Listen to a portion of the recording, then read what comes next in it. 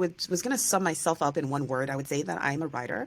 And I think it's really about just someone who's like loves to be expressive. So it's writing, like writing on paper, writing on the computer, but it's just I love to be expressive. So when I was a child growing up, I wanted to be a writer, and I wrote my first book, I think when I was about 11. It never made it, never survived. But I've always kind of been that person who's loved to express myself. So in everything that I do, I just love those opportunities to share about myself. I feel like for me, I'm the same way. I love writing. I've written, like, I wrote songs when I was little. They weren't very good. They were bad. I look back on them now, I'm like, what was I doing? But like for me, I write like comedy jokes, so I do stand up comedy. Um, and I know I didn't like say that when our first like initial meeting, but so like I feel like writing, you can just be expressive with whoever you are. Mm. I love what you talk about, even writing songs. I write songs too. I'm not very good at it, but I think it's just that when you're a creative person, you're kind of creative in so many ways. And it's funny you talked about not being good at the songs you wrote when you were younger, but it's like all the stuff you do that's not very good is what gets you to the stuff you do that get ends up being good. Yeah, I know for me personally, like I felt like I'm like, oh well, these were really bad. It took me so long to get back into a writing space where I felt comfortable enough. I was like, okay, this is good material I can put out now. Like, Mm. like I didn't feel like my songs were like material I'd put out. Maybe when I was younger, I'm like, yeah, I'll put those out. But when I was probably like 12. But now I'm like, okay, I'm more comfortable with my material now than I was when I was like in middle school. I'm curious to know what's different about your writing as opposed to like your songwriting. I feel like so my songwriting was just like always. I think it was like all over the place, and I was always told growing up, you know, something's wrong if you're all over the place. Mm. Like I had it from like teachers. Like I remember writing a story for like an assignment one day. I was like, I think I was like 7 or 8, but we had it was like all over the place, and the teacher's like, she's all over the place. This isn't good. I always grew up being told like that's not good. You shouldn't be all over the place. But in all honesty, that's who I am. I feel like I'm all over the place. And even as an adult, I'm like, I don't know what I'm doing. I'm just going with the flow every day. And I think that's a lot of what I kind of grew into for my writing. I love it. It's like you are just trying to be free and expressive. People are trying to rein you in, but you're like, no, I'm not to be reined in. I'm a free person. I like to express myself as freely as possible. Yeah. Okay. Let's see what the next one. So how do you get into like your writing space? That's a really good question. So, when I first started writing, and so I write for work as well, and writing is my place of love. So it's interesting where writing for work sometimes can feel like an obligation. Writing for just like a lot of the work I do right now is nonfiction for children and adults, and a lot of it is just really, I think, being disciplined about it. Like I love to be inspired, and when I started, that was me. It was just always, do I have enough of a block of time? Do I feel like writing something? And the process, and in doing that, I have a lot of books that I started and not finished because, I just wrote them when I felt like them. And then when the steam died out, I was done. But what I'm finding is a process that helps me now is that if I just schedule the time to write, then the inspiration just comes. And actually, to be honest, it's just that showing up every day tells my brain that, okay, well, here you are. What are you going to write? And I realize that even when I write and it just seems like it's crappy, it still puts me like further forward tomorrow compared to like if I had done nothing today. Like, not having a blank page to stare out tomorrow is a big step forward. So I think for me now, my process is just, okay, there's time on the schedule. I'm going to do it. And I think the more I do that, the more I look forward to it and the more I actually have to write each time. Yeah, I feel like the same way because I feel like I just write like some of my jokes are like they're not bad, but they're like you have to like fit them into the material somehow. So somehow you gotta like change the wording where it still makes it so like I'll write it down and I'll kind of look back and like, okay, what was I like thinking there? I probably could still make it work, but like a lot of it's Mm, like back and like taking it back a step to kind of look sure. at it from a more creative standpoint. Like, okay, how can I use this now? It's like you write it already and it's there. So now you're like, how can I make it better? How can I use it somehow? Yeah. Okay, let's I, see I here. feel that way too. Yeah. What's your favorite thing about writing? Ooh, I think I love the way it clears my head. I love that when I put it on paper, it's all of a sudden it's like, I mean, it's been there all along, like this big wool ball, right? It's just all just jumbled up inside. And the moment I start putting it on paper, it becomes like real and tangible, and it means I have clarity. And so sometimes I'll write something, I'll look at it and say, "Oh my gosh, that was good." But it was sitting in my head all along, and I never really recognized how, how good it was.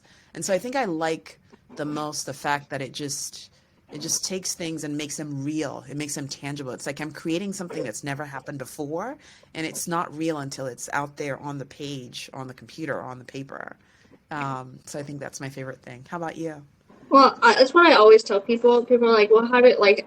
And I like do like a lot of jokes about like my mental health. So I always tell people like the best way to kind of get out of your head is to write it down. Because Mm, if you write it down, then it's like, okay, now it's out of my head. What can I do with it? I can either make fun of it, or I can, you can have fun with it, or mm, it just kind of clears your head. It's like I feel like even if you're not doing like a creative, like workplace, like or anything creative, I feel like it is the just the best way to get it out there. Maybe not to other people, especially if you don't feel comfortable, but just get it out. yeah, It's like it's yeah, no, I was just agreeing with you. It's like whatever way it can come out of your head, just bring it out. Yeah. mm, what are some things you're working on right now? So I recently just published my third book. It's called The Miracle of Gratitude. And that was a really fun project. It was one of those like that I totally just enjoyed writing all the way to the end. And it's one of my newer projects that I started on. So I have some projects that I've been working on for years. I have some projects that, yeah, most of my projects I feel like I've been working on for a while and they just are not finished yet. This was one project that I started and I had like energy to go all the way through to the end. So that's been exciting. So that's just come out and I'm talking and sharing about it. But one project that I've been working on that I actually started working on about the time of the pandemic was a really funny project because I started it and it was one of those like, I don't know if you ever had those episodes where you just vomit a work. You're just like, it's all in there and you just get it all out. And it's like, oh my gosh, I can't believe how many words I wrote.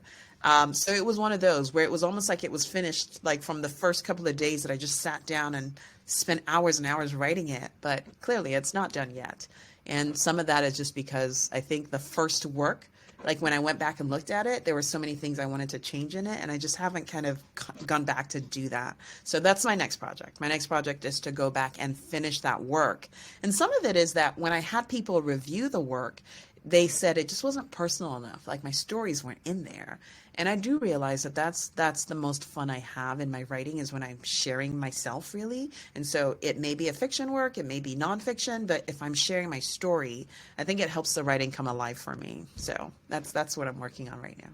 Yeah, I feel like if you have fun while you work, that's like the best thing, especially because you need to have fun when you work. Partially because like I feel like more people will love it more if you're loving it. Mm. Yeah, Because I love that.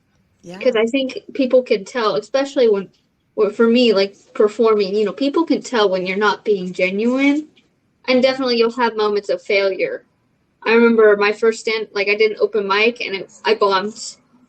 I don't remember much of it, but um, I mean, it wasn't like I don't think like a bad experience, but it definitely helped shape kind of like what I want to do.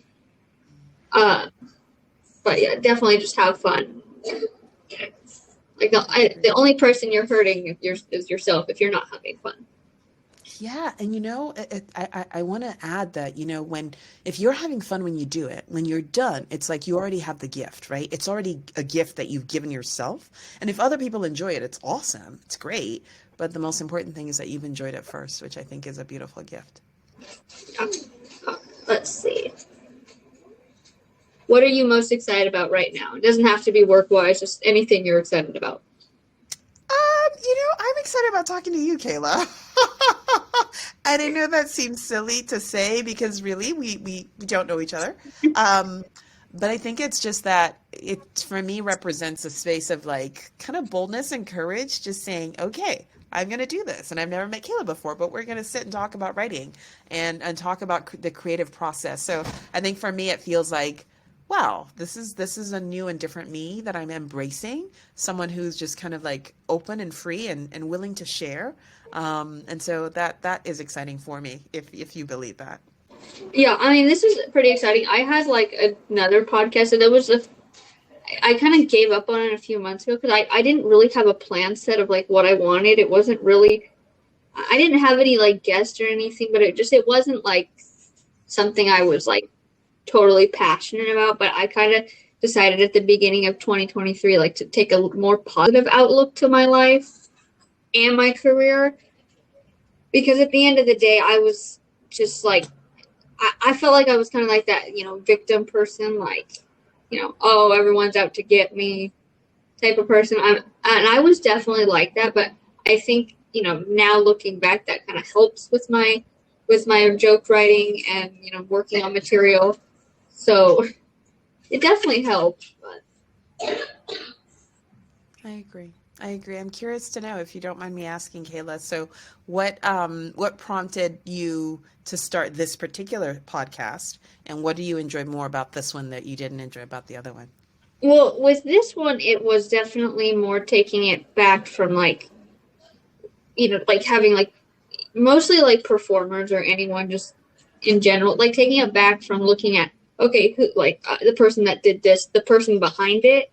Because some people, everyone's like, oh yeah, well, you think you know someone just based off maybe reading their book or seeing them on stage, anything like that. And you're like, oh, you think you know that person, but do you? Like, off like, for me, like a 4 minute sets for most times, it's like, you don't really genuinely know me as a person. You know me from stage and how I joke about myself, but I'm like taking it back a step and say, look, this is the person behind it. Mm, mm. I love it.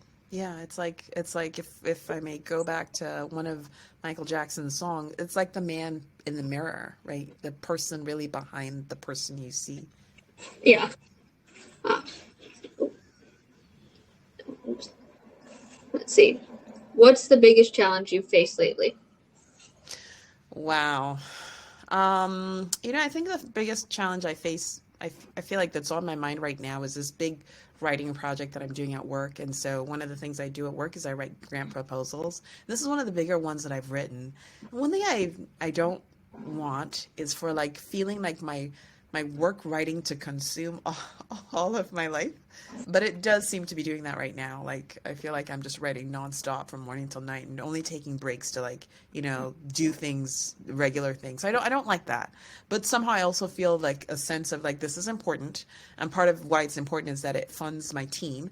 And so it's an important proposal to write, but I also don't I feel like there's so much more that I want to be able to do. And feeling like life is swallowed up by like a specific piece of work writing can feel overwhelming. So that's definitely something that I feel is challenging right now.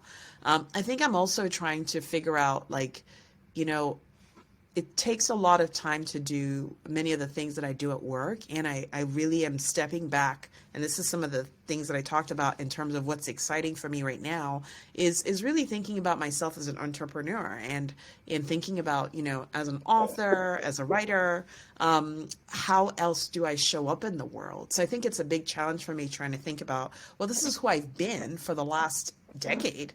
Who am I today, and how do all the pieces of me come together to be the person that I feel like I am right now? And so I think it's kind of like an identity shift of I used to be this person, here's the person I'm going to be, but also like how does that all fit within the context of all the things that I'm doing right now that feels so all consuming? Yeah, I mean, and especially for me, like so, and what I don't tell people is I have ran my own business since I was 17. So, like I kind of when I go to like my actual job, I say my actual job, but like my job, I kind of come from it from a business standpoint. So like it is definitely like sometimes running like being an entrepreneur is hard, and people don't see that. Like people are like, oh, you're gonna work 24/7, but I had for me personally, I had to create that like shift, like from my personal life to my work life, because I was burning myself out so much that I was just in this deep slump of like I don't like anything that I'm putting out. I mean, I'm still working on finding that volume of like the fine line there, but sometimes it's like you overwork yourself too much, you're gonna get into a slump. I definitely resonate with that. Yeah. It's like you go ahead. It was definitely something that was like a little difficult. And I will say like now I try to like not answer emails at all times of the day. So And I feel like it can be hard because you do love the work you do. You do enjoy the work. And if you let it, you keep going, you keep going. And sometimes it's really taking a step back and saying, nope, I'm going to take a break now. I'm going to do something different, which I think is important to do, but can be difficult to do as well. Yeah. Let's see. What's one thing you've always wanted to do? Wow. Just in general or in the creative space? Either one. Like maybe if you wanted to skydive and you've never done that. I know a lot of people do that, but well, something I'd like to do, and just thinking creatively, I want to write my own. I want to say it's a screenplay. I have the movie image in my head. Actually, I have a couple, but I really do want to write it. And I have a joke. Actually, it's not a joke to her, but I wrote this list of songs, and I told her it's for a musical that I'm writing. And it is, except that, if you ask me when is this musical going to be released, who are you sharing it with? There's just no answers there. But I really do want to do that because I really do love music. I would say that I'm a good writer. As a songwriter, I need a lot of help, and it's just not really a space that I've really done much in, but it's my dream one day to produce this musical that I'm calling Songs of Revelation. yeah, it's like my dad always used to tell me, because I used to show him my songs, that I was so proud when I was a little kid, and he'd be like, okay, well now you got to add notes because it's just words on paper. But that's what he always used to tell me. I was like, okay. And I tried to write the notes and it didn't work. So much more. Yeah, so I don't have that expertise, and realistically, it's not something I could do, but it's definitely one of my dreams. How about you? So for me, like I'm gonna say career-wise, I have like, and especially like right now, I have been just going through so much, just in my personal life and in my career. But I'm from Portland, Oregon. If I don't know if you saw that, but so I am in it's a comedy competition. It's called Portland's Funniest. So I'm a little nervous because it's like months of like competition. So it's from like the end. I think it's from like tomorrow till like the end of August.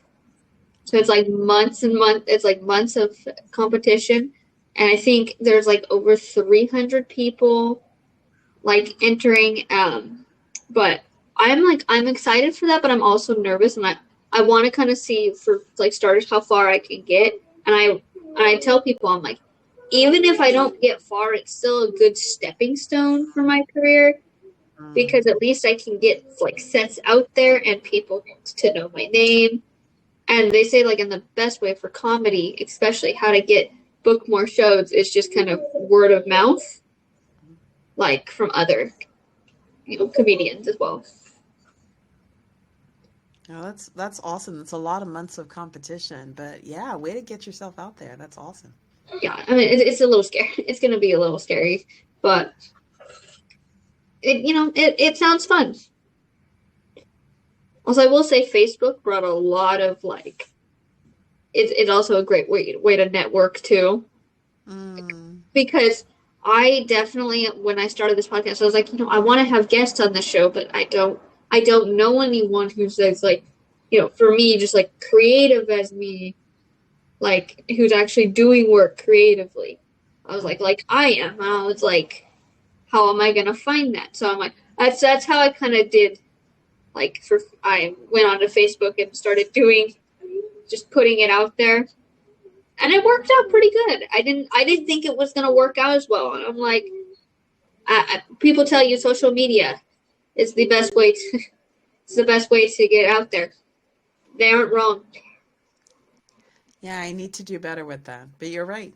That's definitely a strategy that I definitely keep hearing from my business coach as far as getting yourself out there on social media. So that's something I hope to do more of as well.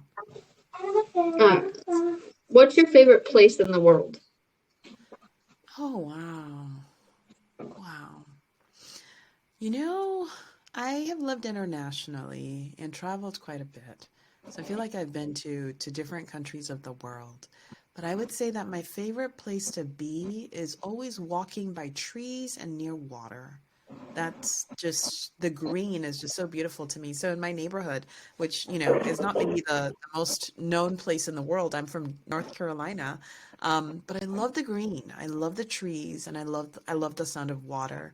So if I could choose one location throughout the world that I remember so dearly, I honestly, it would have to be the last beach I was at, which recently was Duck, North Carolina. In fact, I recorded the sound of the water. Now, no trees there, but I think the sound of the water was so powerful to me, just in the music the water was making, and just in the fact that there's so much noise at the beach, right, with the waves crashing, and yet it's still so peaceful at the same time.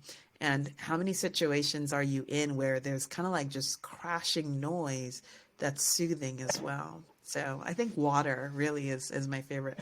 My favorite place to be is really right by water. Yeah, I don't travel very much, so like I know people are always like, well, you need to travel more. I mean, they're not wrong. I've only been to like 3 states, but also like I grew up with my parents. Not like they weren't poor, but they definitely didn't make enough to go travel all the time. Like you see a lot of other kids do. Uh, I mean, my dad had a car for a long time, so we'd go drive to like Vancouver, Washington.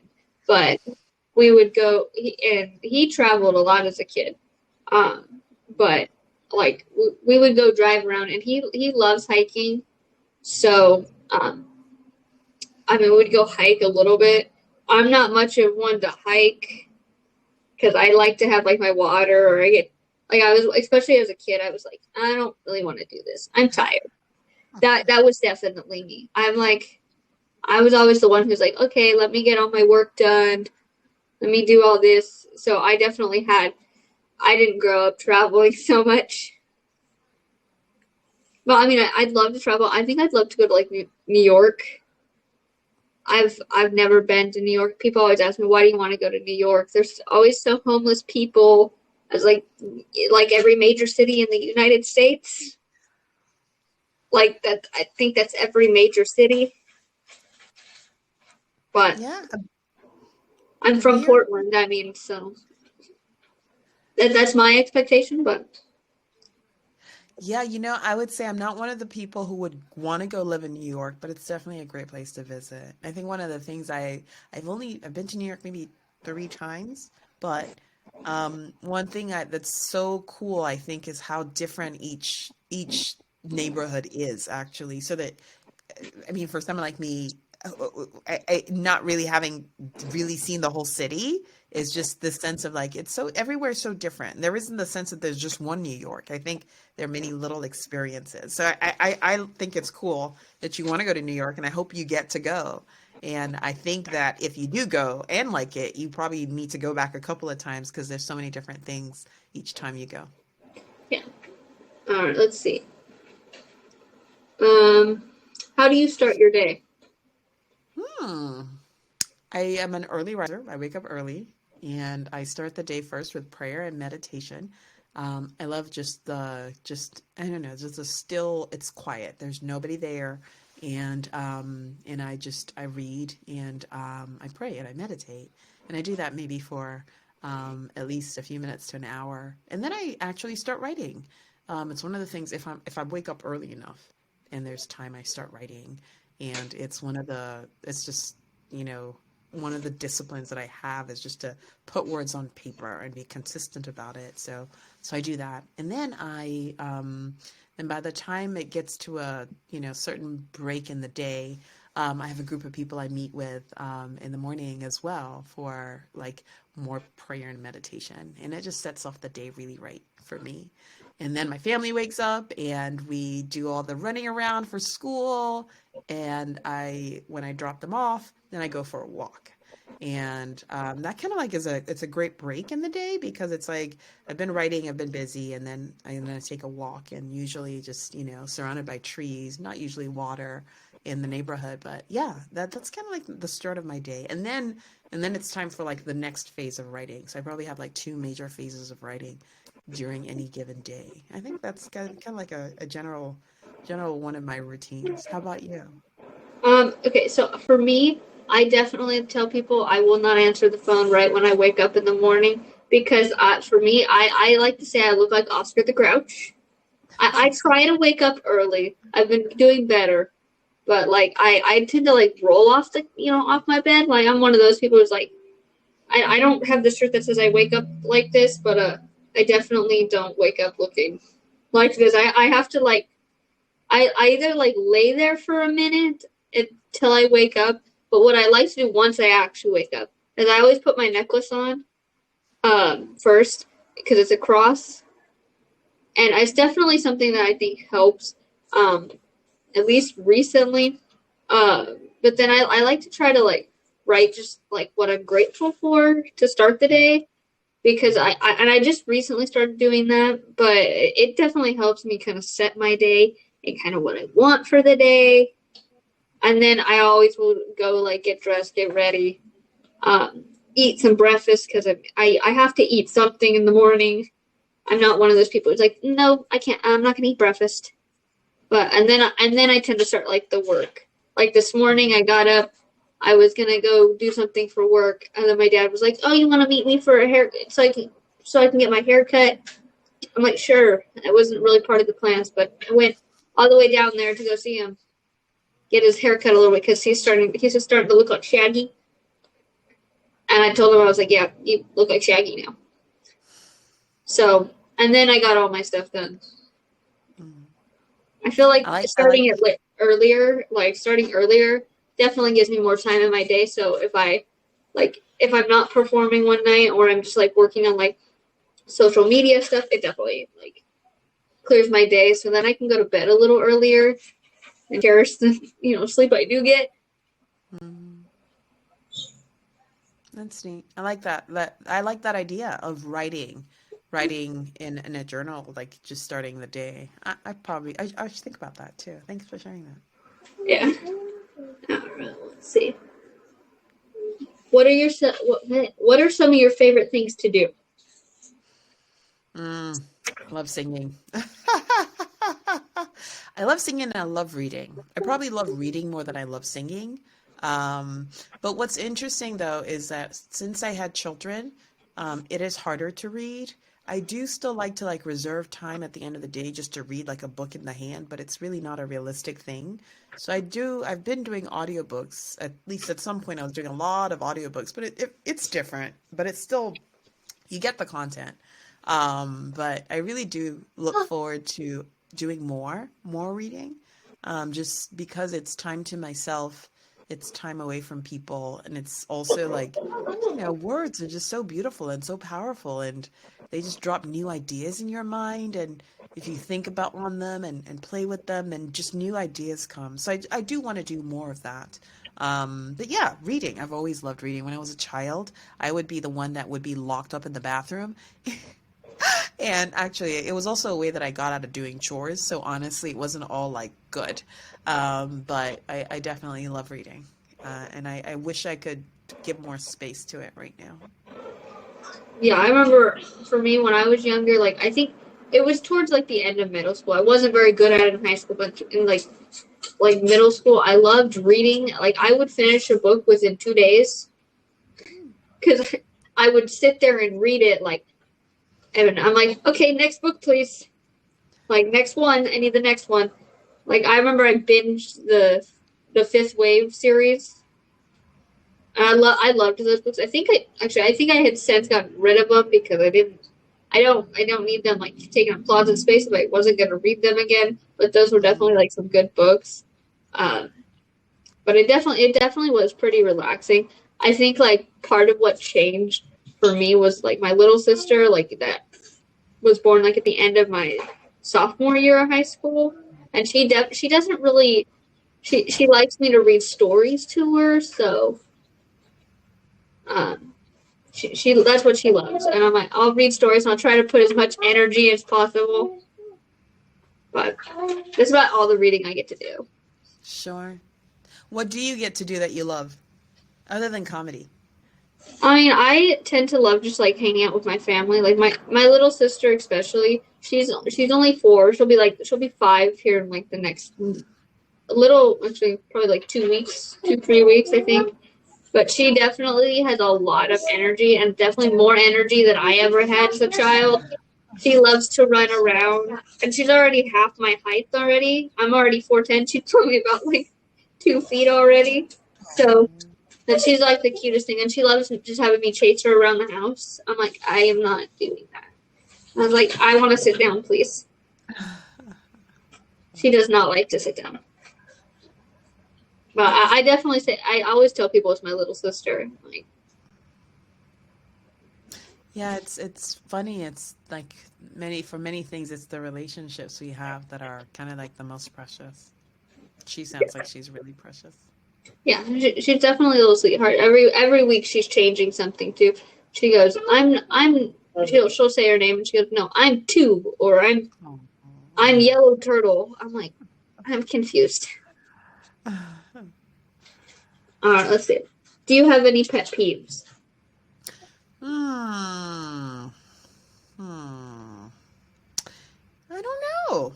One of the things I've been working on recently, I think I observed some of it today, is, I read a book called Positive Intelligence by a guy named Shirzad Shaman. And it was a really great book. But one of the things it talked about was the importance of not judging yourself and then not judging others as well. And so it's one of the things that I feel like I'm practicing is like getting into spaces of not judging. It's very hard. And but I also do recognize that I'm growing in that way, because I went to an event today, and I was bothered by different things. So I think if I would say now, what is my pet peeve now, like based on observing myself today, I think it's observing um, when we're not giving each other grace. Yeah. I mean, it's taken a lot to give myself grace, honestly, because I feel like a lot of like how much I've accomplished or how many things I've done have been about like, go, go, go, you got to do it, you got to do it. And, like getting on myself to do more. And so, having read that book, and one of the transformative things that really helped me do is just think about, wait a minute, you should be kind to yourself because you work hard and you try so hard. And so, in giving myself that grace, and I have to give that to other people. And so, literally, like he'll talk about how when you feel that judge coming on, think about, he calls them PQ reps that you do to just like, remind yourself and be calm and recognize that, you got to show grace to others and to yourself as well. So yeah, so I definitely would say that now I think when I'm observing that, it does bother me.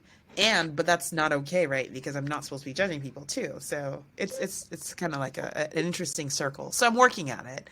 But I definitely want to, I think, elevate myself in terms of like thinking the best of people and just not getting upset when people do things that otherwise I think are like should be upsetting.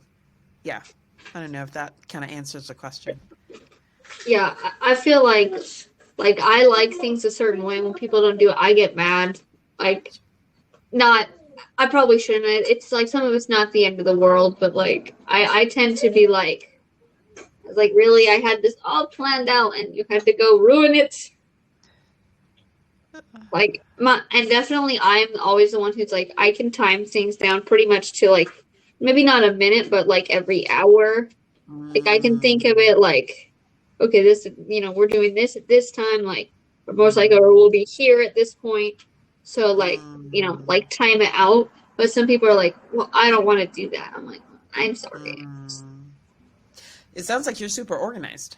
Yeah, I definitely okay. I always tell people I'm organized in how I do things, like maybe from like my day to day, but like my office area, definitely not. Definitely Mm, like it's a mess. It's like I got things over here. I'm organized in how I do things, not in mm. where I put things. Sure.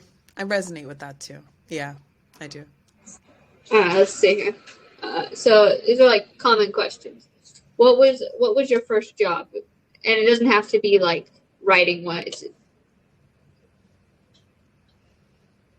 My first job, oh my gosh, I was a telemarketer.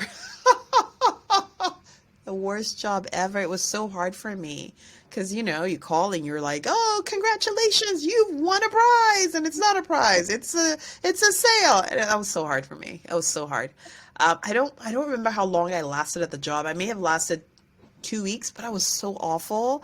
I didn't make any commissions. I was terrible. But I was glad to quit the job because it was hard.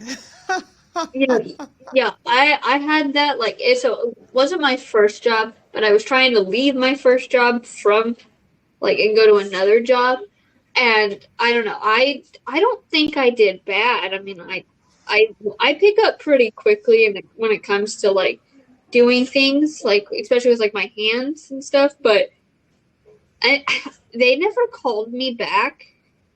After and I did 2 days, and I had this weird instinctive feeling of they're gonna fire me or something's gonna happen, and I didn't want to put my 2 weeks in at my job because I was I'm like I told him I want the training days first just to make sure you're not gonna fire me because and I told them these concerns. I was something it would not leave me alone. Mm, It was nagging feeling. I was I don't trust it, and they didn't.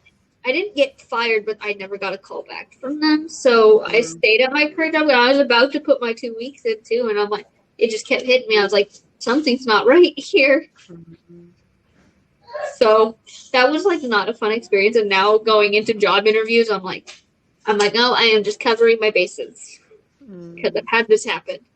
mm. All right. Well, what are some of the things you had to overcome in your life? Uh, I think one of them I would say is people pleasing.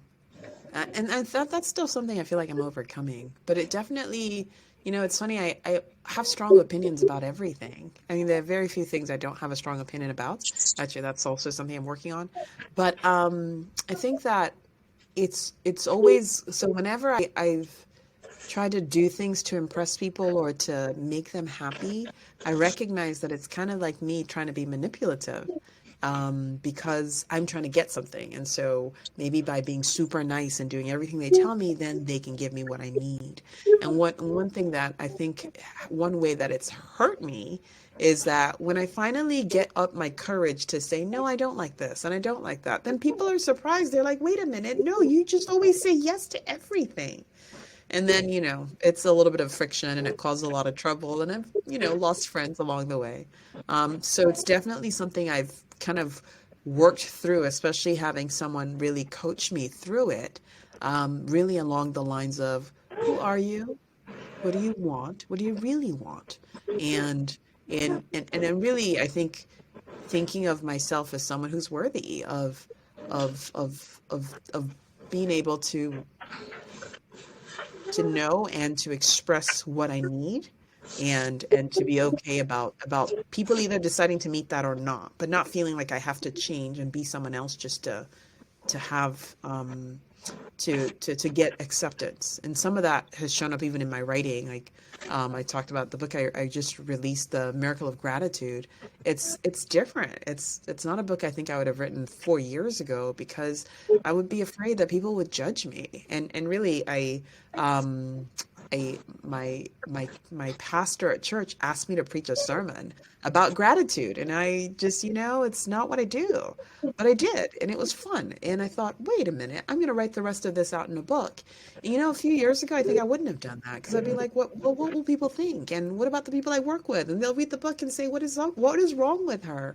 But I think now I recognize that it's like, you know what, I do get the chance to express myself, and some people won't be happy with that, but it's okay. And so that's I think one of the challenges that I feel like I've overcome to some extent, but I'm still working through because it is hard not to like, work towards having people like me. It's something I just kind of grew up doing a lot of, and now recognizing that it's not always needed. And what may be most important is that I like myself, and that I'm true to myself, and that takes some doing. Yeah, I also feel like, and it was the same thing. So like I tend to create like I put a lot of like my sets and stuff on social media, and I put myself out there. Uh, but it just was like it's hard to overcome the fact not everyone's gonna like you. Like you're always like constantly thinking. I remember always thinking like okay, what am I putting out here right now? Like are people gonna like this? Until it was like I'm just doing it for like trends, and I'm like I'm genuinely not happy creating this. And I remember even like going back to my first open mic, I wasn't really happy with it. Like I mean I didn't do bad, but like it definitely didn't feel like me. Um and it wasn't like I got some laughs in there, but it didn't feel like it was authentically me until I started thinking, well, I'm like I'm this way around my family. Like I joke like this all the time.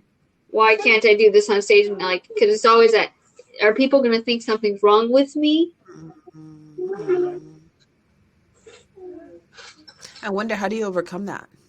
Well, it definitely. I also tell people like when it comes to like stage fright too.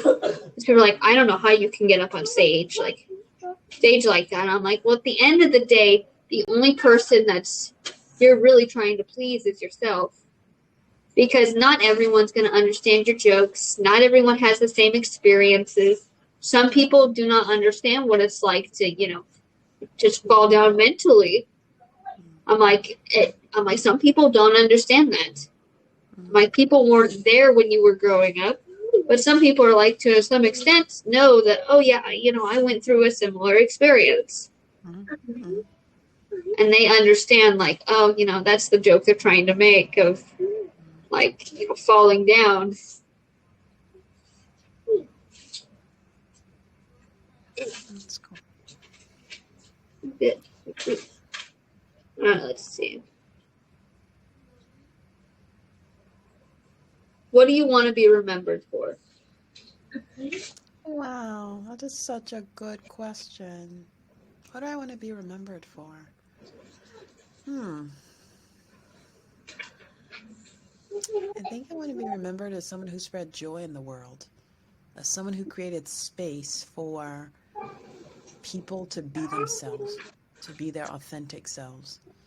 I think that's one of the things I want to be remembered for. I have this piece of writing in my office space, and it says, I'm here to create environments that nurture the human spirit so that people can tap into the voice of truth deep within themselves and unleash their maximum potential. And I think I find that for myself, and then in growing up in many spaces, I think people are suppressed in the sense that there's just this person that you're allowed to be, depending on the container you come in, right? You're a woman, like, oh, these are the characteristics that women fit. Or you're, a person of color, these are the characteristics of the person fit. So that I feel like there's so many people around me that I see who are living kind of in a way that I think is short of their true self. And I feel like my calling, my mission in life is to kind of unlock people. If that means anything, it's just to give people space to be who they are, because people are so beautiful and so awesome, and they thrive when you just give them space to do that. So I want to be remembered as someone who created space for people to thrive. Yeah.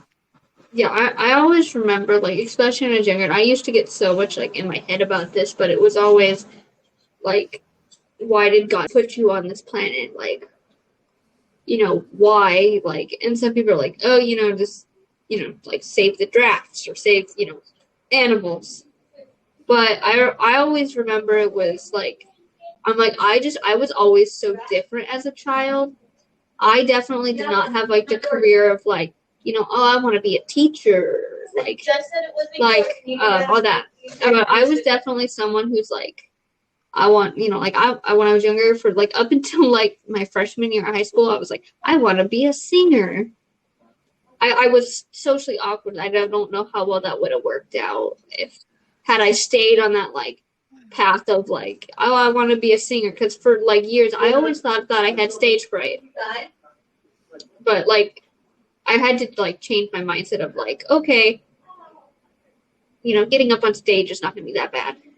But I always thought it was like, I want to inspire people, to be whoever, to be who they want to be, because not everyone's going to like you.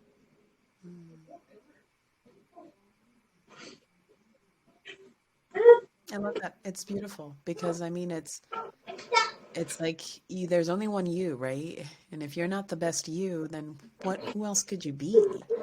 And so I like that. I like that. Let's see. Do you have any regrets in life? Um, oh, I don't know. I mean, there are certainly people in life today that I don't talk to, and sometimes I wonder if I should go back and talk to them. I don't know. But I also recognize that, there's sometimes in life where you grow in a certain way, and there are people in a way who don't get to talk to you for different reasons. Maybe that they are kind of they hurt you or they are mean to you, just different things.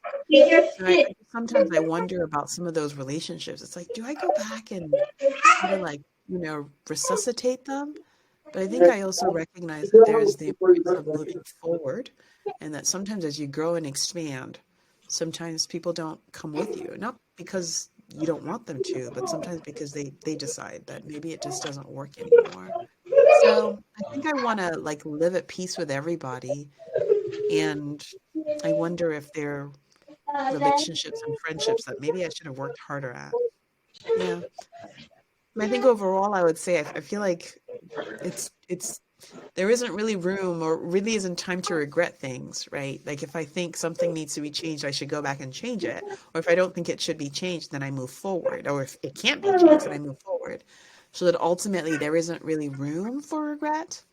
And I want to also make sure that I'm living in harmony as much as possible. Yeah, I think like for me, like I definitely was very awkward as a kid. I mean, I still am. I still have those conversations. It's like, why did I just say that? Like, I definitely think that makes for like the best material those when you just like you stand there and you're like, uh, or you forget how to use your words. I definitely had those moments where I'm like, I don't remember words.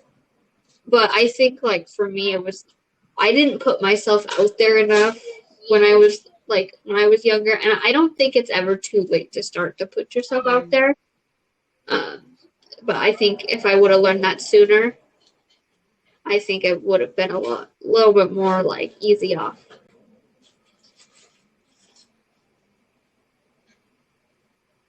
I wonder if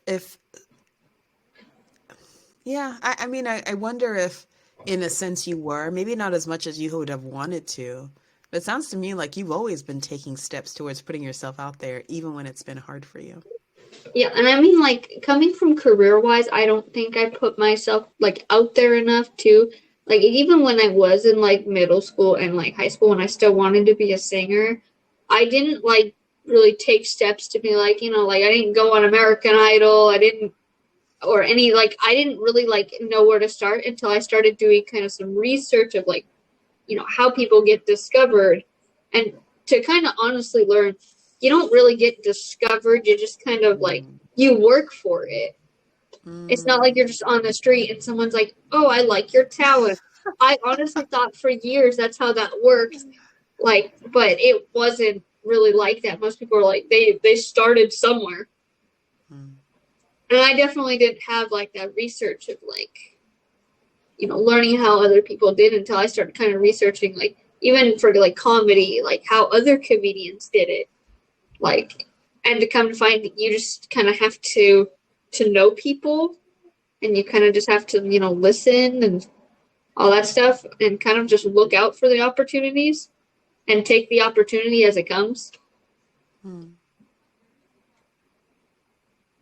Yeah, it's true. Like I feel like much of the things we see in the world, there's just this sense of, oh, they were discovered overnight. And then the more you look into it, the more you recognize that no one's discovered overnight. Everyone's working hard until suddenly it's like a flip switch, a light switch, or you flip a switch, and then all of a sudden people can see you, but you've been working hard all along.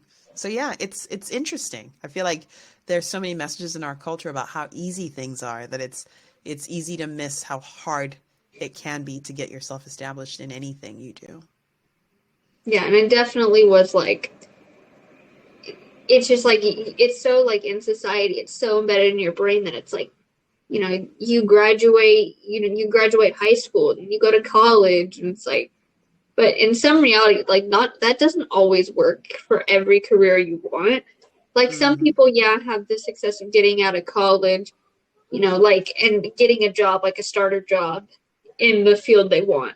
But like, I also found for me, like, when I graduated, I didn't really know like what I wanted to do. I didn't really like, I know that I wanted to do, like, at the time I wanted to do makeup, but like, at least for me in my state, you had to have like, there were licenses you had to have, and so I went to beauty school, and like, I liked it, but it kind of came to a point of like, am I gonna enjoy this for the rest of my life, or am I just gonna be like just putting makeup on people?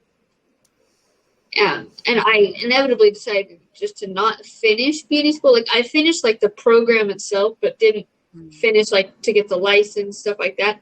And I mean, I ended up like getting my like makeup artist certification, but it definitely was like, I don't see myself like doing this full time. So like, now I got to kind of find what I want to do Mm. within the industry. And I did try going back to school, but I'm like, I didn't really enjoy that. It was like, as much as I'm like, I'm not the person who's like, oh yes, school. I'm like, I'm not that person. And I tried to convince myself I was, but I wasn't. Mm. I do feel like, what you said just highlights for me is that one of the biggest journeys that we'll ever be on is the journey to figure out who we are. And because out of who we are comes what we do. And many times there is a misalignment between who we are and what we're doing. And sometimes we feel that. And if we have courage, we stop what we're doing to figure out like what makes sense for who we are. But a lot of people don't necessarily come to do that, or a lot of people just keep going, right? I'm one of those people who just like, I don't know if this is what I'm supposed to be doing anyway, but I'm just gonna keep doing it because I am. And it does take courage to stop and say, no, this is not me. I don't want to do this anymore. It takes courage. And it takes courage also because people around you are used to you in a certain way. And then you say, oh, I'm going to do something else. And they're like, no, this is who you are. And so, yeah, that's hard. And I think it takes courage to stop and do something different or go in a different direction.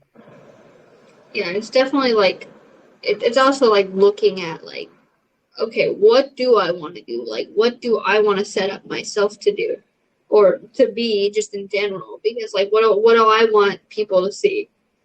And it was definitely always just like, what do I want? At least the people who care, like who actually like, care about like what I'm putting out there, like who like my like content or what I'm posting, or what I'm doing, and I'm like, who wants to see that? What do they want? Like, what do I want them to see?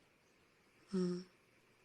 And I definitely found a lot more success of not trying to do like something that was like, oh, everyone's like, we want this, and it was Mm. like, but I don't. Can we find a medium between those? Mm. It's like advocating for yourself and how much we don't. especially get taught to do that many times in a way that sometimes is uncomfortable for other people. Because you can advocate for yourself as long as it fits within, what people feel like you should do, or who you should be. But the moment you begin to advocate for yourself in a way that's different from what people are used to or expect, then you do get a lot of opposition, and people are like, "Wait a minute, no." Yeah, And that was like definitely something I had to kind of think about because I was like, what if the people who don't like my sets or my material I'm bringing out there, and they're coming in like, oh, we don't like it. Is that gonna hurt my feelings? Like, mm, I mean, yeah, you want everyone to like your stuff, but at the end of the day, not everyone's the same person. yeah, And even I remember like there was one time I forgot who told me this, but I remember I had like I think it was like one of my friends who was like in a leadership class at school, and they told me like that they were doing stuff for like prom. There was either prom or homecoming, and they were like, yeah, we have to think of a theme that everyone will like. And I said, well, isn't that like near impossible? Because not everyone likes the same thing. I'm like, that sounds like near impossible. I'm like, yeah, people will probably go because it's a dance, it's high school. You only get this like one maybe two times in high school. I'm like, but it's like once in a lifetime thing, but you can't make everyone happy, mm, mm. especially like teenagers. Yeah, nobody ever really.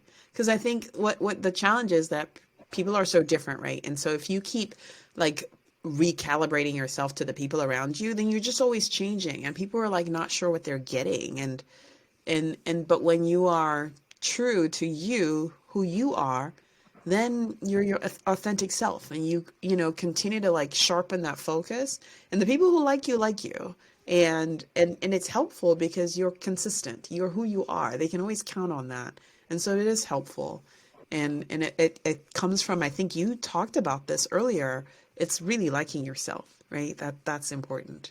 And that may be an important piece that I think we don't get to talk about very much in this whole creative process, is that, do you like your work? Do you like your jokes? Do you like your writing?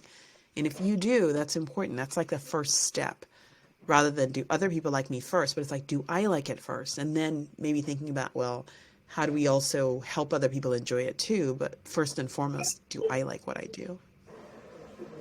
Yeah, I think that is definitely like so important. Make sure you like what you do. And even if it's like more than like if it comes from a professional standpoint, more than one profession, I think at the end of the day, it's like as long as you're happy, if you're doing more than one, like maybe writing or you're like also writing songs or anything like that, uh, definitely, I think as long as you're happy with it, it should like there shouldn't really be a limit on what you can do. Agreed. Agreed. Because there isn't, right? There isn't.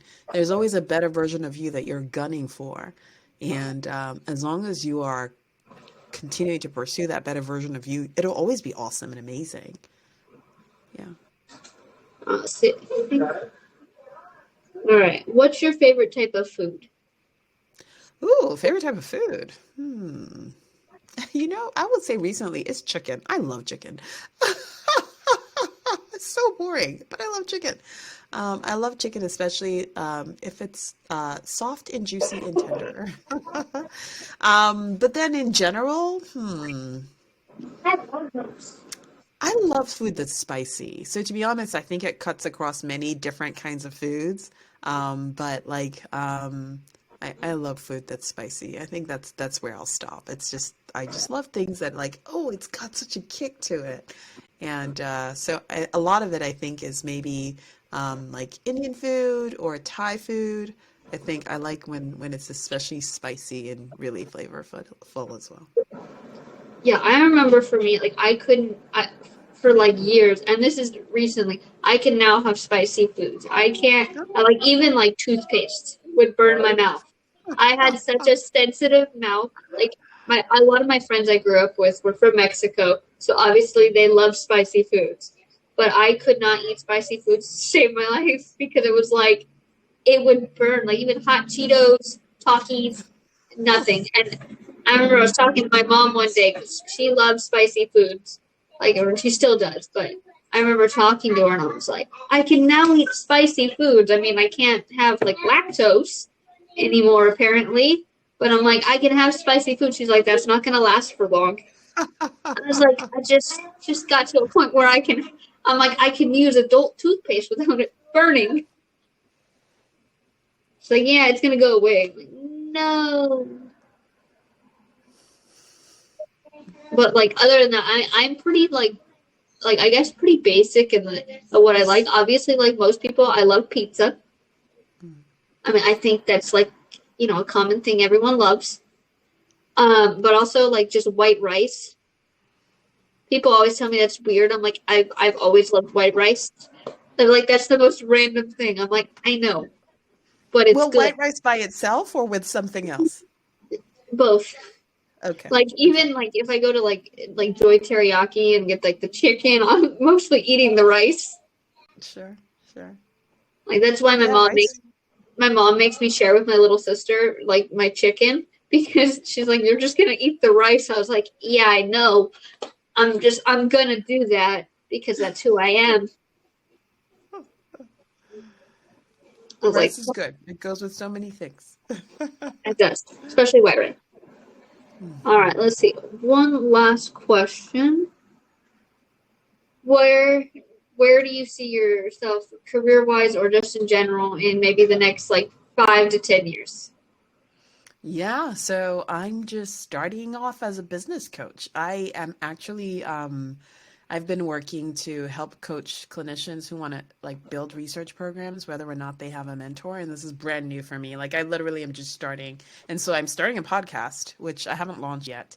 I'm hopeful that that comes out June. But that's where I'm starting. And it's interesting because part of my mission as I'm working with my business coach is putting myself out there. And I don't think I'm afraid of putting myself out there, but like I'm needing to build it into my routine. Like this is just what I do routinely. And so that's definitely a change that's coming for me as someone who is ultimately going to be my own boss. So my coach talks about building your dream business and your dream life at the same time, which feels like a foreign concept to me. Like, really? You're going to work and enjoy life at the same time? But I love it. It's a concept that I'm embracing. So I think 5 to 10 years from now, I really will, I see myself having like taken a hold of many of these principles that I'm learning and really living it out in reality. And there is so much I came to do. There's so many people's lives I came to transform. I want to get started. And I think I'm realizing that business is a way to do that. I didn't know that before. I didn't think about that before, but I'm excited about what that could bring. So 5 years from now, I'm going to be changing the world. I think I've started now, but it doesn't feel like very much. But 5 years from now, it'll be more obvious. All right. I think that is all the questions I have for you today. Is there anything you want to ask me? I know I've been talking over you a little bit. No, you've shared a lot of great stories, and I want to actually first of all say, Kayla, thank you for having me on your show. Thank you for being open and generous, and just asking a lot of questions that a lot of them made me pause and think about. Oh, that's a great question. So I want to thank you because I think one of the things you talked about, like what does writing do for me, and I was talking about how it gives me clarity. Like just even speaking words that kind of help me think about like why do I like what I do or why do I do what I do, it's helpful to help me have clarity. So I do want to thank you for creating this space for me to share thoughts with you, which also give me clarity in my mind. And I want to thank you for what you're doing in your podcast and to your audience and just for the work you're doing. I think you talked about wanting to inspire people. I think you already are. I think that you are amazing and putting yourself out there time after time after time as a comedian. And I'm excited for kind of like, the overnight success you're going to have where it's like, oh yeah, I've been working for years and years and people just discovered me. But I do want to say thank you for creating this space and for inviting me to be here. You're welcome. All right, guys. Was it Toyisha? Is that how you say it? Toyosi. Okay, sorry. I was No, trying it's to good. remember. Trying to remember what you told me, and I'm thinking, I was like, yeah, I got it. And still didn't get it. But thank you for being here. And if you ever need another podcast, if you want to come back, you're very more than welcome to. And you know how to reach me. Sure, I do I try do. to answer as best I can. I may not answer like right then and there, but I if do. Thank you, Kayla. Thanks for your generosity. all right, thank you. All right. Bye bye.